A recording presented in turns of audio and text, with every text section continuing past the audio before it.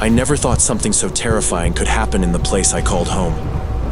It was just another quiet evening, my family off to town, and my cousins and I left behind in a house deep in the woods. We were playing a game meant to be fun, but it turned into something else entirely. A flash of lightning illuminated the room, and that's when I saw him. A man, pressed against the window, staring inside. My heart froze. My brother locked the door just as he tugged at the handle. But that was only the beginning. Something was out there. Something worse than we could imagine. Who was he? And why did he seem to know exactly where we were? Keep watching, because the worst was yet to come. But before we start, don't forget to hit subscribe or follow so you'll never miss a spine-tingling episode. If you're enjoying our content, please give us a like, drop a comment, and share this video to help us reach 100 likes. Every like brings us one step closer to the next terrifying episode. And if you want even more creepy content, follow us on our social media platforms for the latest updates. Thank you all for being part of this journey with me. And now, let's dive into the darkness together.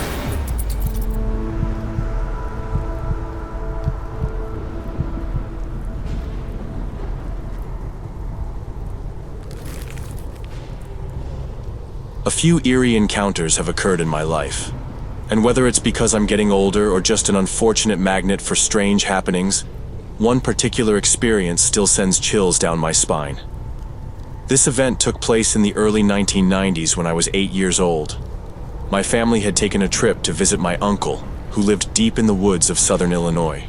Their home sat on a vast stretch of land, isolated from the rest of the world. The only other people who lived along that dirt road were close family members, making it a pretty quiet and secluded place. As a result, no one ever really locked their doors because, well, family was always dropping by for a visit or to borrow something. One evening, my parents, aunt and uncle, decided to drive into a nearby town for a night of bowling. At the time, my brothers, aged 11 and 12, my cousins, aged 6 and 14, and I'm a girl, stayed back at the house. The sun was just setting when the adults left, and the rain soon began to pour, quickly darkening the surroundings. To pass the time, we decided to play a game we invented, which was essentially hide and seek in the dark, but with a dramatic twist. We called it Vampire. We'd use an old thin mattress that was left in the living room. Whoever was it would lie on the mattress, which they'd fold over themselves like a coffin. They'd then count down to midnight, at which point they'd start hunting for the others. The house was pitch black at night, and in the middle of the woods, the darkness felt complete. It was so dark, you couldn't even see your hand in front of your face, which made the game all the more intense. I was hiding near the mattress, about 6 feet away, as my 11-year-old brother Jake was it and was counting down. A flash of lightning lit up the house for a split second, and I don't know if I was already looking toward the window or if the sudden light made me turn. But through the living room window, I saw him. There was a man standing there, his face pressed against the window, hands cupping his face as if he were desperately trying to see inside. He looked exactly like the kind of creepy figure you'd expect from a bad horror movie. Overweight, unkempt, with a scraggly beard. My heart raced, and every hair on my body stood on end. I tried to dismiss what I saw, convincing myself it was just my imagination. But then Jake whispered in a firm, controlled voice, "If anyone is hiding in here, stay still." I croaked out, "I'm here." Just as another flash of lightning struck. When the light faded, the man was still out there, but he was no longer looking into the window.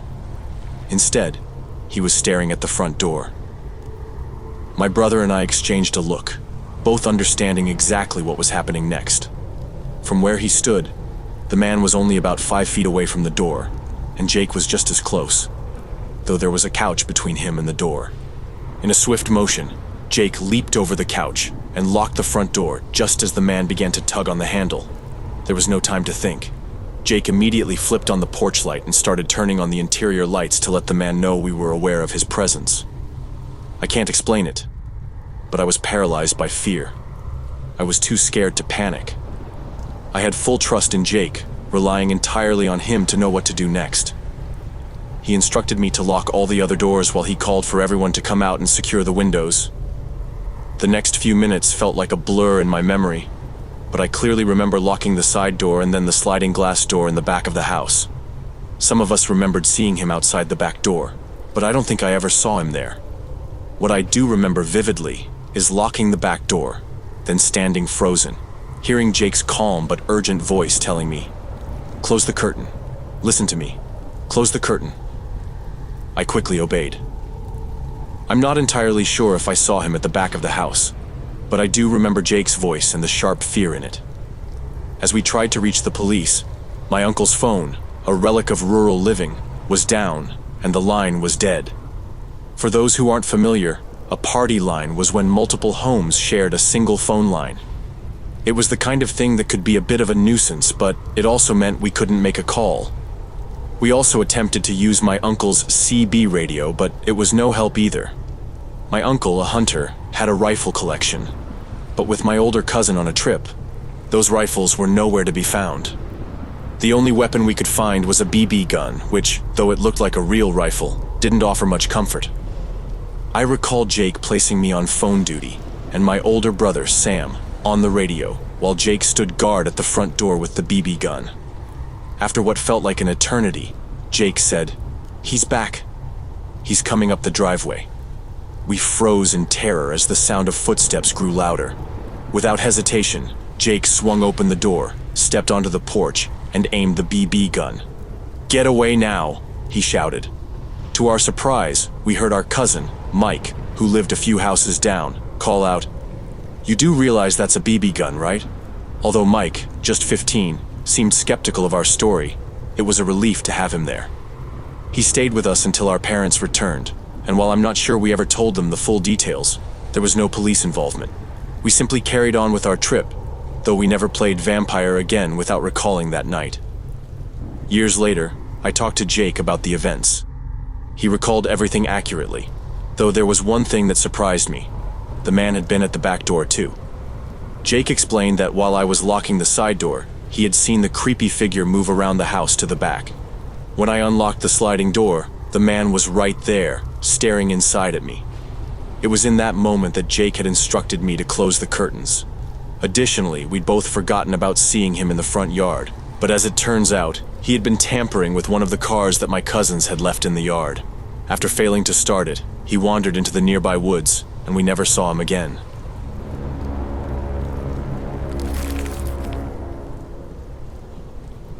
After graduating from college, I worked at a summer camp for Boy Scouts. This was the last summer I worked there, and it became an experience I'd never forget. Each week, I would take a group of campers to a remote area in the woods. It wasn't as secluded as I had thought, but it was far enough from the main camp to make the experience feel more authentic. The activities were all part of the Wilderness Survival Badge. Everything from building shelters with sticks and leaves to learning how to cook food over a campfire. One evening, after the campers had built their shelters, made dinner, and gathered around the fire for songs and spooky stories, I sent them to their tents. It was getting late, probably around 10 p.m., and it was my job to make sure everything was in order. As I was putting out the fire, something odd happened. In the distance, a faint bell began to ring.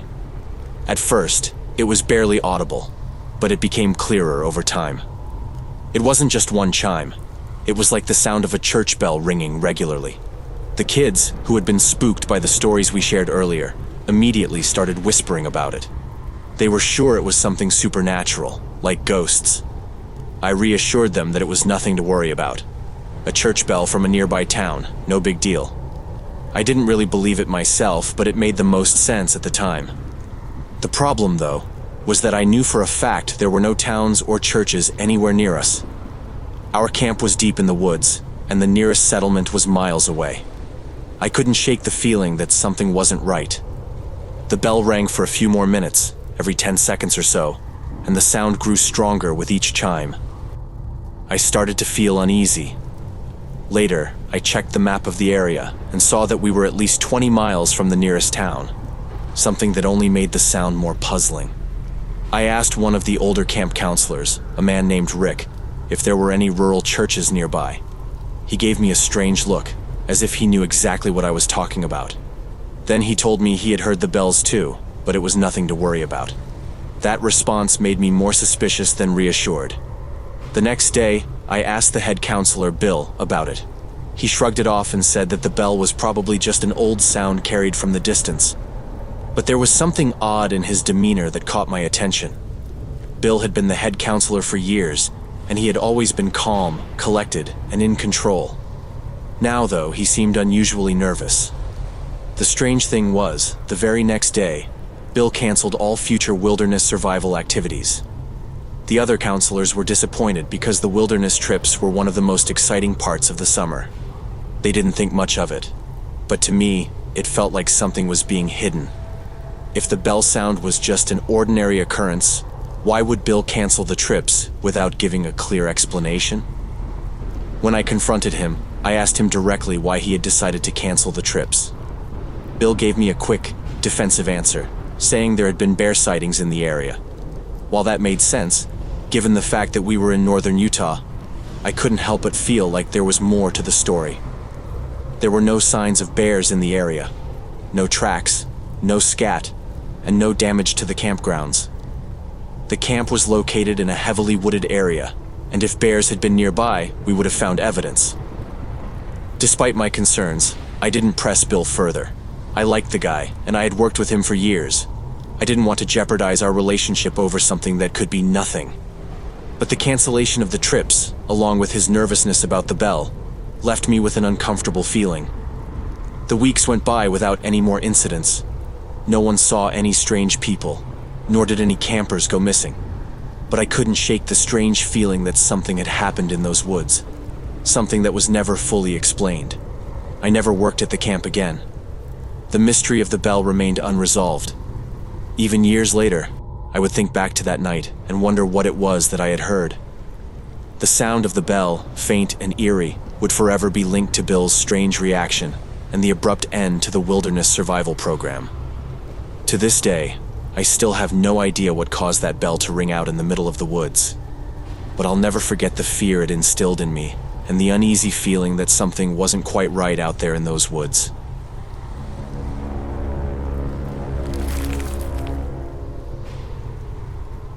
When I was 13 years old, I moved to a small town on the outskirts of a dense forest.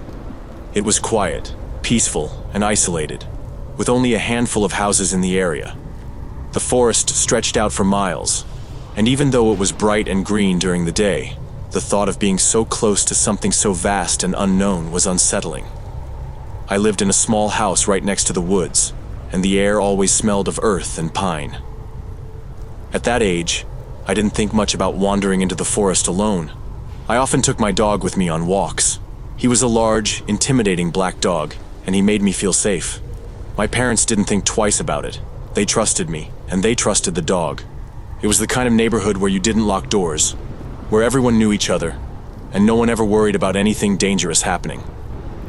But one afternoon, something did happen. I was walking along a dirt trail that cut through the forest.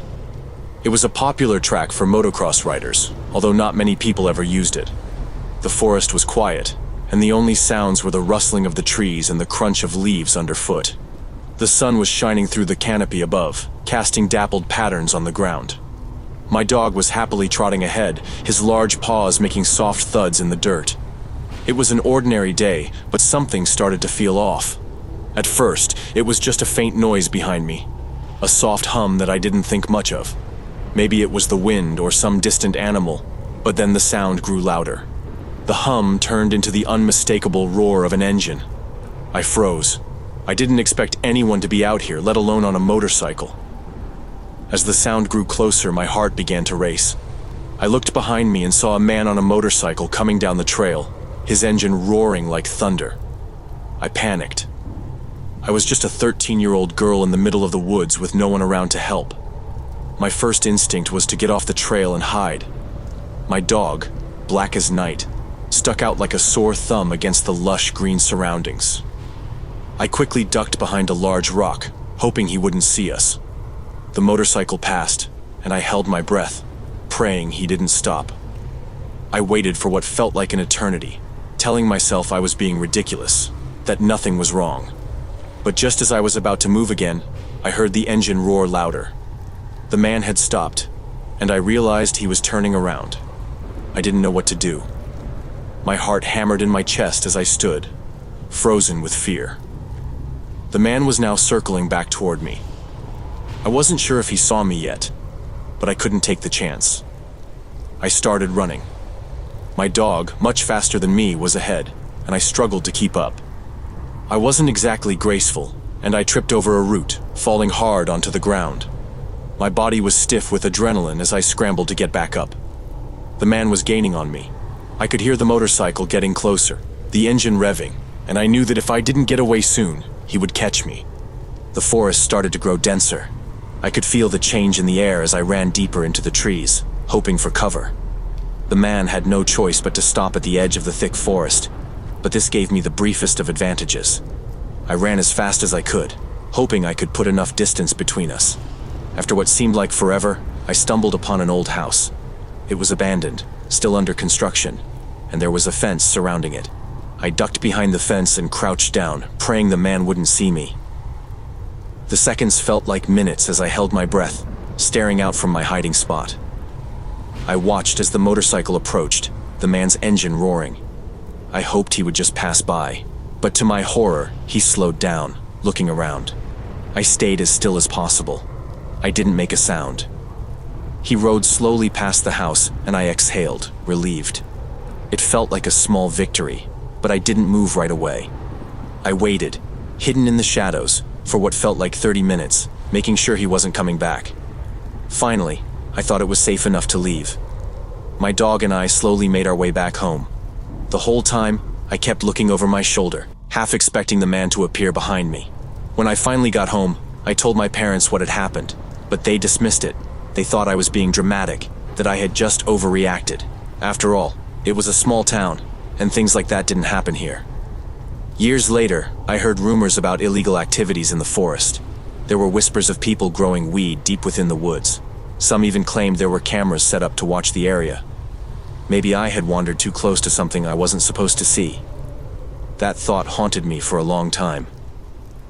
When I was older, I went back with some friends, and we found a small abandoned house not far from where the incident had occurred.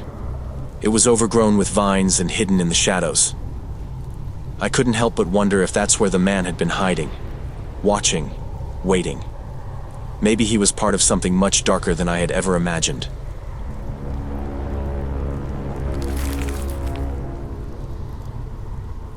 If you've made it to the end of this video, let me know in the comments which story creeped you out the most. And if you could survive only one of these stories, which one would it be? Also, drop "I made it" and mention our channel in the comments below. I want to know who my loyal followers are so I can give you a shout out in our next videos. And lastly, if you've experienced a terrifying encounter or have a horror story to share, send it to us on Reddit. And if you want to support the channel and help us create even more spine-chilling content, check out our Patreon or Ko-Fi. Your support means the world to us. Don't forget to like and share the video, and now, stay tuned for our next horror episode.